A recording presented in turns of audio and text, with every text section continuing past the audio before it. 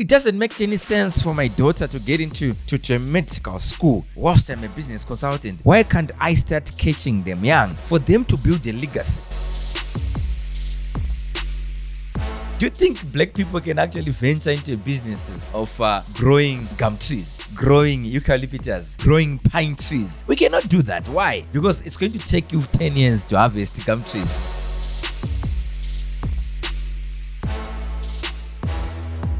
Someone was actually saying in the Indian community, $1 doesn't live in Indian community in the next 7 days. And $1 leaves the black community in 24 hours. You look at it, compare.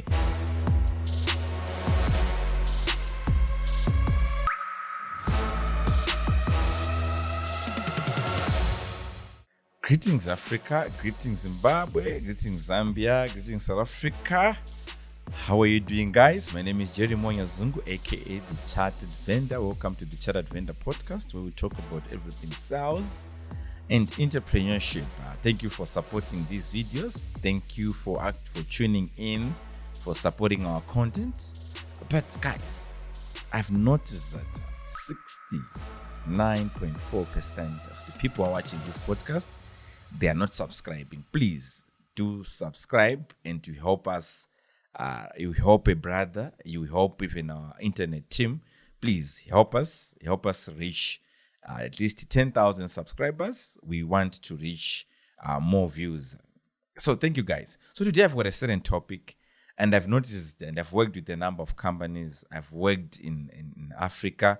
I've worked mostly in Zimbabwe and Zambia. And what I've discovered is most of the businesses in Africa, they are built in that mindset of consuming, that mindset of we don't want to build legacies. It's all about, we're on a survival mode.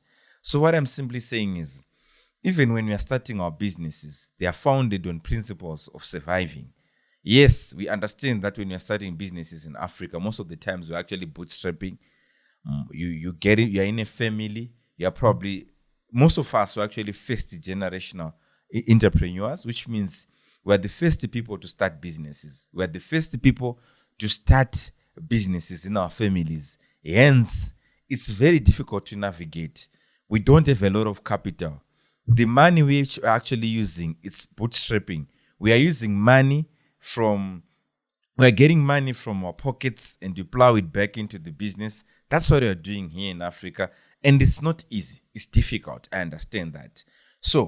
But when you're starting a business, what I've noticed even in my inbox, most of the people, they actually come in and say, Jerry, which businesses can give me money? Which business can give me money?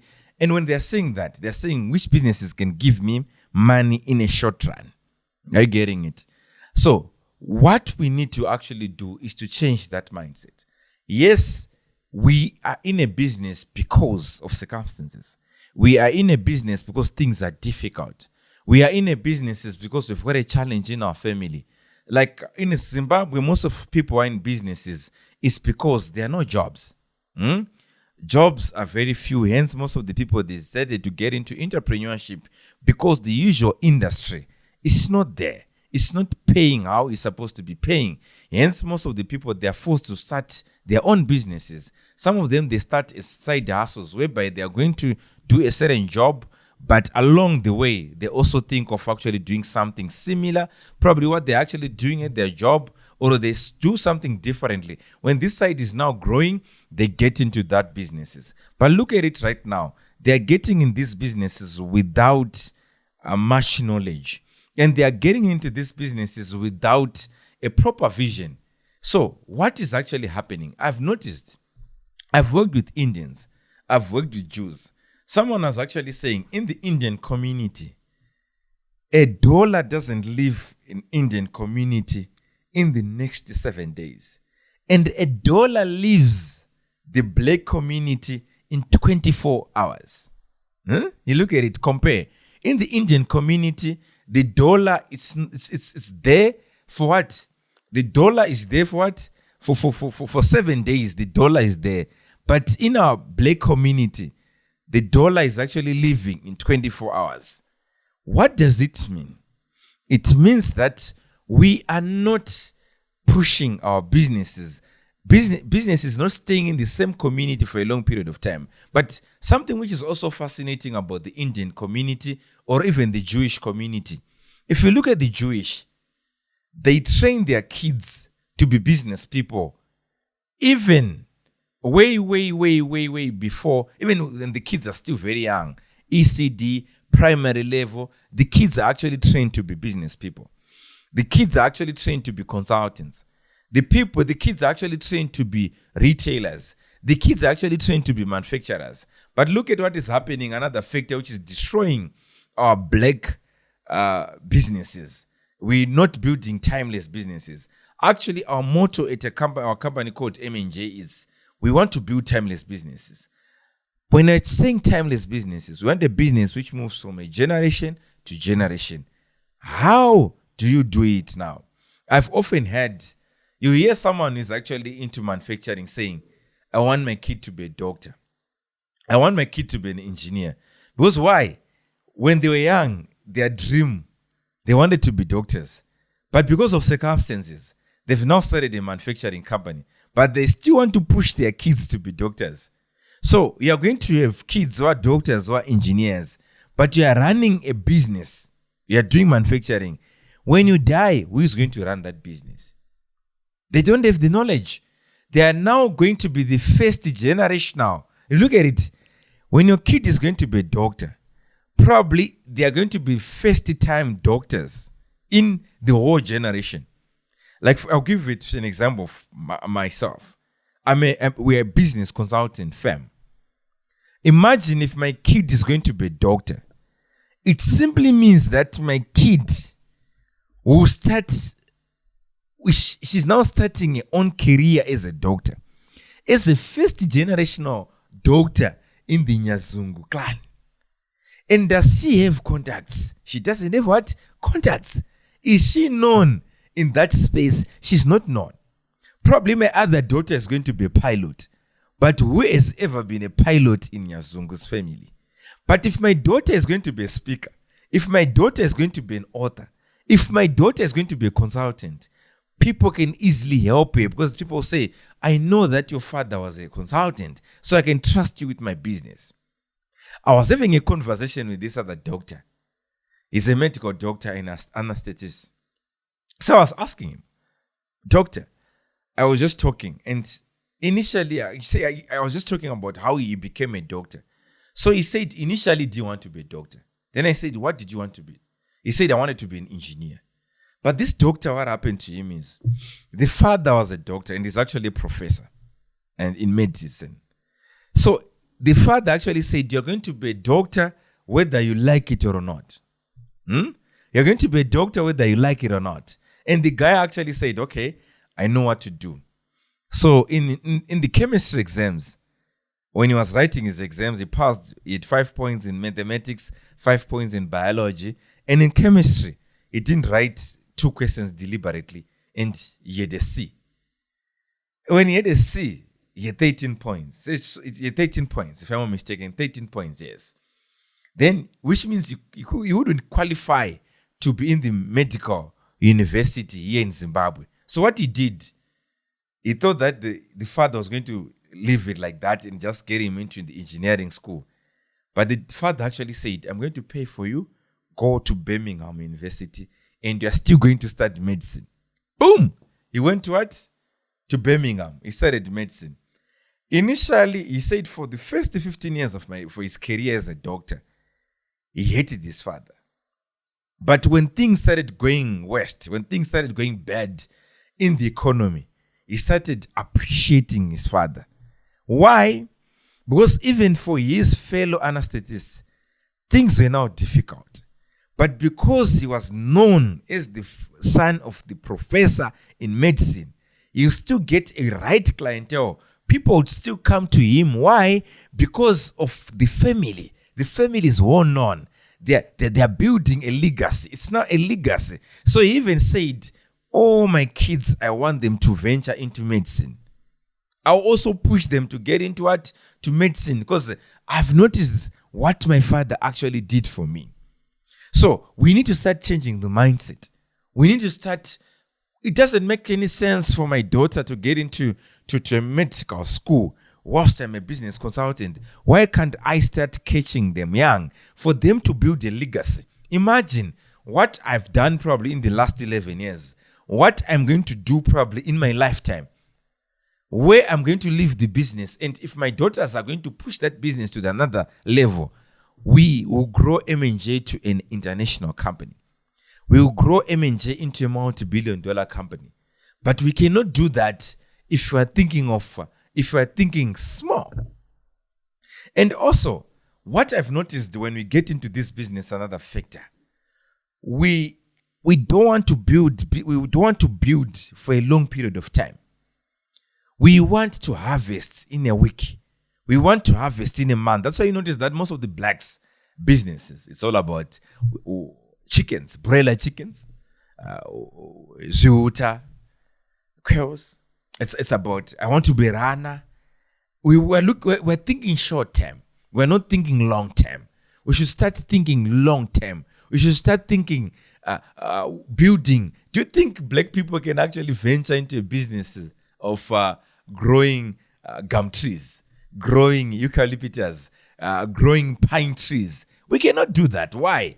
Because it's going to take you 10 years to harvest gum trees. It's going to take you 25 years or 20 years to harvest a good pine tree. Are we patient? Are we that patient? Are we able to just put in, are we just putting in capital? We are putting in working capital and we are not getting anything. We should learn to be patient. And even in our businesses, sometimes even for you to grow a business, when you're expanding a new shop, you're expanding into another country, it's going to take you time. It's going to take you a lot of time to build that legacy. So are we able to be, are we patient? Are we able to say, it's time to build. It's time to put fertilizer. It's time to put manure. It's time we wait for 10 years until we start harvesting. Are we that patient? The chartered vendor. Chartered, it simply means the experience which I got from the workplace and through formal education. Vendor, it simply means that I was once a vendor selling sweets, selling bananas on the streets. Combined, it makes the chartered vendor. Many people complain, they think that you need monetary capital to start a business. Contrary to that, I only started my business with only a laptop. If you want to know more about my story, grab your copy today. Hi there. If you're running a business in Zimbabwe, let me ask you this. When was the last time you read the Labor Act? Don't worry, most SME owners haven't until they are fined. Let's break it down. First, do you have employment contracts for all your staff? Yes, even the one who just helps with deliveries. Verbal agreements won't help you in a labor dispute. Only written contracts will do. Second, are you following proper termination procedures? You can't just say you're fired like it's a Hollywood movie. You need disciplinary hearings, proper notices, and written reasons, or you risk hefty penalties or reinstatement orders. Third, are you remitting your statutory obligations, NASA, payee, and NEC dues on time? Labor officers do routine audits, and backdated non-compliance can cost you thousands in penalties. And here's the kicker. Even if you're a small business with 3 employees in Bari or a boutique in Borodale, the law still applies. The smart move? Outsource your HR and compliance to experts who live and breathe Zimbabwean labor law, like us at M&J Consultants. Trust me, it's cheaper than dealing with a lawsuit from your former receptionist. M&J, building timeless businesses.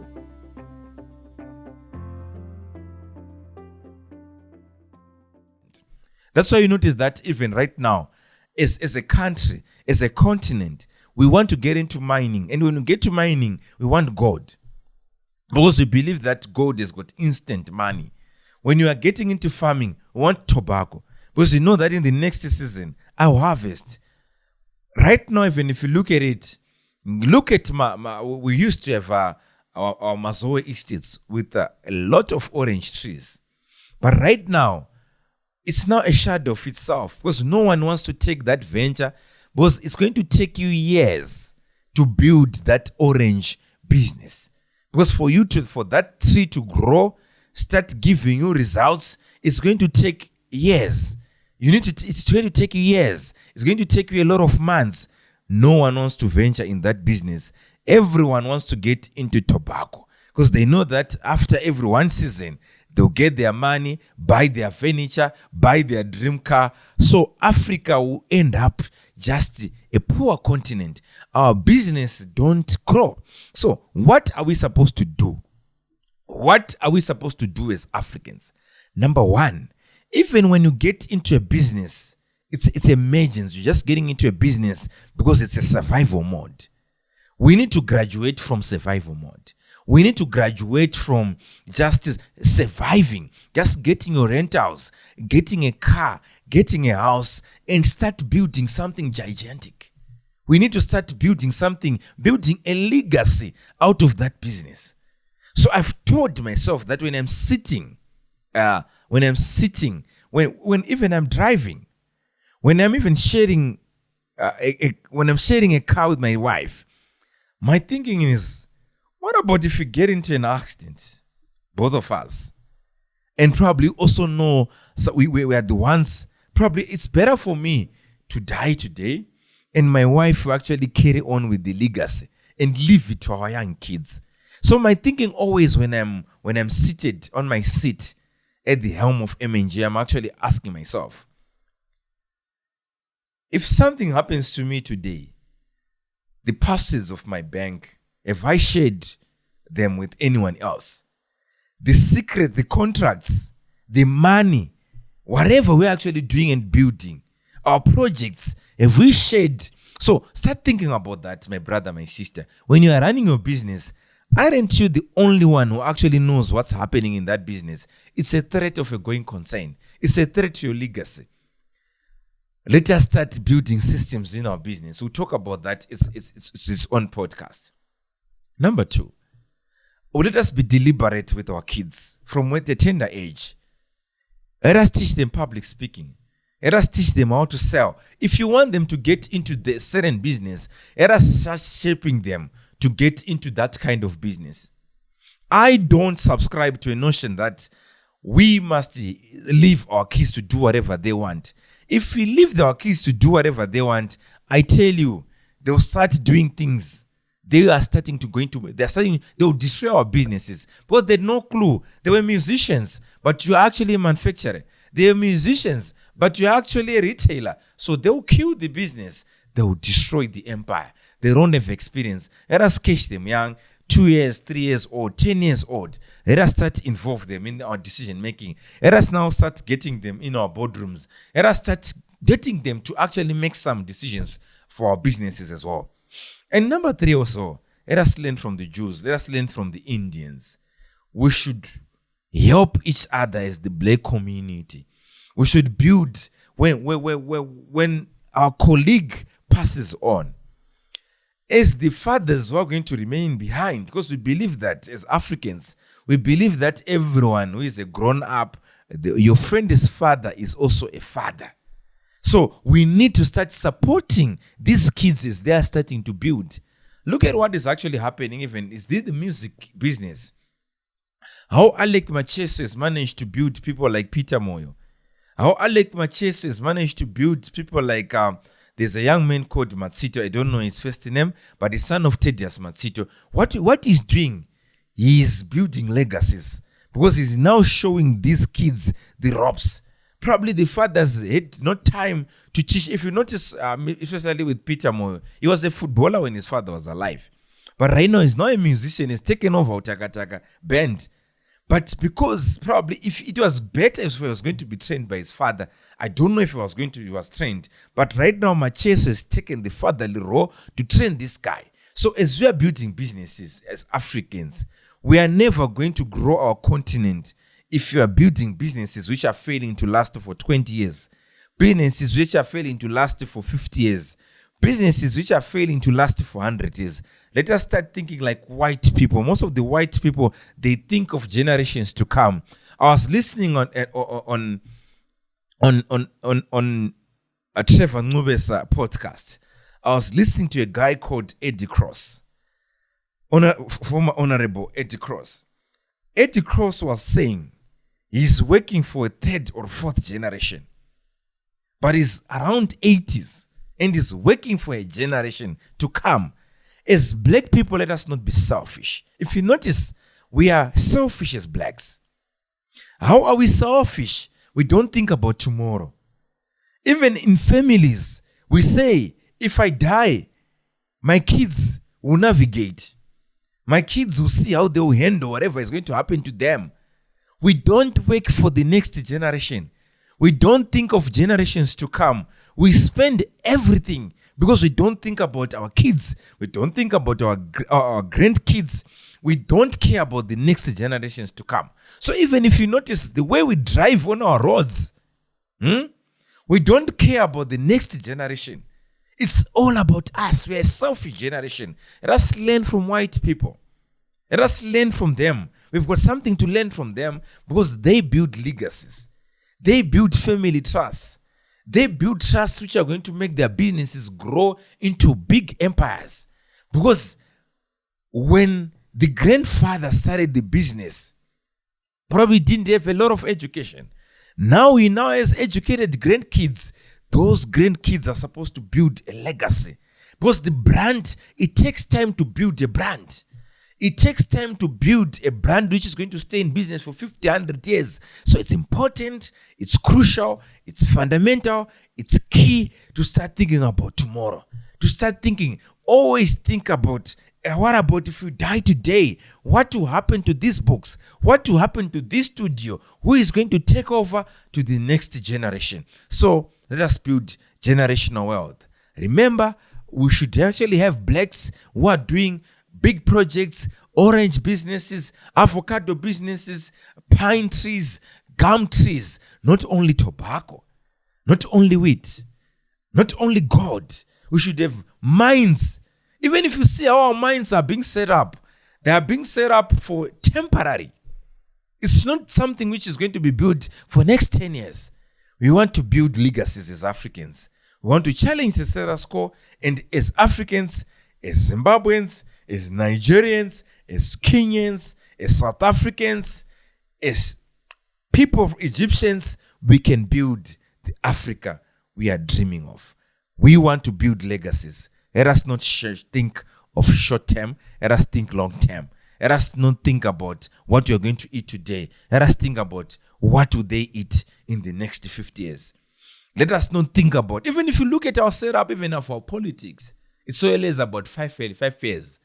If you look at people in China, they'll think 50 years. They think 100 years. I was watching a podcast of Professor Lumumba and Vusiti Mbekwayo. They were talking about Chinese. They had a conference whereby they were actually talking about what will happen to China in the next 100 years. Which relationships matters in the next 100 years.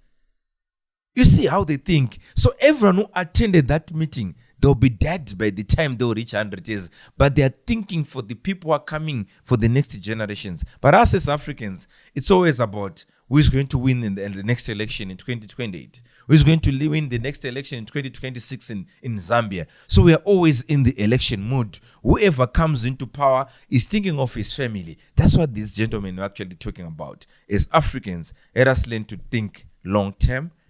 Africans, we can build a continent which can overtake all these continents which are on Mother Earth. So thank you so much, guys. I want you to comment and always remember, please, 69.4% to be specific, guys, are not subscribing. Please subscribe. Destroy that subscription button. Share, comment. It helps us to grow this platform where we talk about business, where we talk about entrepreneurship, where we talk about sales. Thank you so much. Until next time, it's Jeremy Zugu out.